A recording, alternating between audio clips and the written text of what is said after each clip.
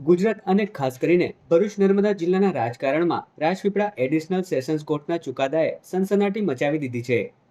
આમ આદમી પાર્ટીના આદિવાસી નેતા અને ડેડિયાપાડાના ધારાસભ્ય ચેતર વસાવાને ફોરેસ્ટ કર્મચારી પર હુમલો કરવાના ચકચારી કેસમાં કોર્ટે ચેતર વસાવા સહિત કુલ 9 આરોપીઓને ગુનેગાર જાહેર કરી 7 વર્ષની સખત કેદની સજા સંભળાવી છે। આ કેસની ગંભીરતાનો અંદાજ એ વાત પરથી લગાવી શકાય છે કે કોર્ટે માત્ર ધારાસભ્ય જ નહીં પરંતુ તેમના પત્ની શકુંતલા વસાવાને પણ આ ગુનામાં સમાન રીતે ભાગીદાર ગણીને 7 વર્ષની જેલની સજા ફટકારી છે। આ સાથે જ કોર્ટે તમામ દોષિતો પર 25,000 રૂપિયાનો આર્થિક દંડ પણ લગાવ્યો છે। જો દંડની રકમ ના ચૂકવાય તો સજાની મુદ્દતમાં વધારો થઈ શકે છે। આ વિવાદ વન વિભાગની જમીન અને સરકારી કર્મચારીઓ સાથેની બોલાચાલીથી શરૂ થયો હતો। વન વિભાગના કર્મચારીઓએ ચેતર વસાવા અને તેમના સમર્થકો સામે ફરજમાં રૂકાવટ, ધમકી આપવા અને મારપીટ કરવાનો ગંભીર આક્ષેપ કર્યો હતો।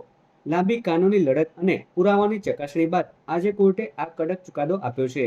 ચૈતરભાઈનો જે કેસ છે એ 2023ની સાલમાં ફોરેસ્ટના જે કર્મચારી છે એમણે અન્ય કોઈક જે વ્યક્તિ હશે એમણે ફોરેસ્ટની જમીન ઉપર કંઈક ઇલીગલી એમણે વાવેતર કરેલું હતું અને એ વાવેતર દૂર કરેલું હતું ફોરેસ્ટના કર્મચારીઓ એના અનુસંધાનમાં આ જે ચૈતરભાઈ વસાવા છે એમણે આ જે ફોરેસ્ટના કર્મચારી છે એમને એમના ઘરે બોલાવી અને એમને જે છે ધાક ધમકી આપેલી, એને જે પિસ્તોલ કે જે બંદૂક હતી એનાથી એમણે હવામાં ગોળીબાર કર્યું હતું અને ધોલ ધપાટ કરી હશે અને એ ધોલ ધપાટ કરી હતી અને આવો એક બનાવ હતો। અને પછી બીજે દિવસે એનો જે પીએસ છે એ પીએસ જે છે એમણે એને અન્ય જે ઈસમો છે એમણે 30,000ની 60,000ની બે ઈસમોને આપવા માટેની ખંડણી માંગેલી હતી।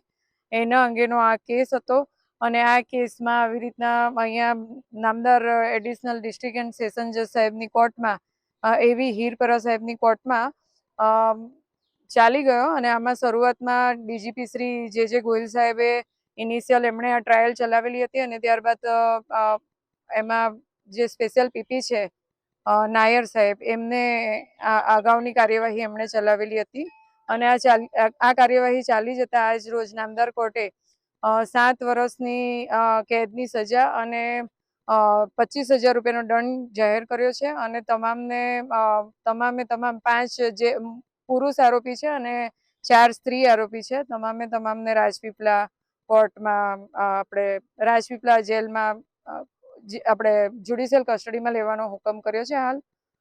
અને એમાં અરજી આપવામાં આવી છે કે જિલ્લા ટ્રાન્સફર માટેની અરજી પણ હાલ આપી છે કારણ કે આ જે મેટર છે એ મેટરમાં જો અહીંયાની જેલમાં રાખવામાં આવે તો અહીંયા નર્મદા જિલ્લાનું જે વાતાવરણ છે એ એમાં તકલીફ પડે એમ હોય અધર ડિસ્ટ્રિક્ટમાં એમને ટ્રાન્સફર કરવા માટેની અરજી પણ હાલમાં આપી છે।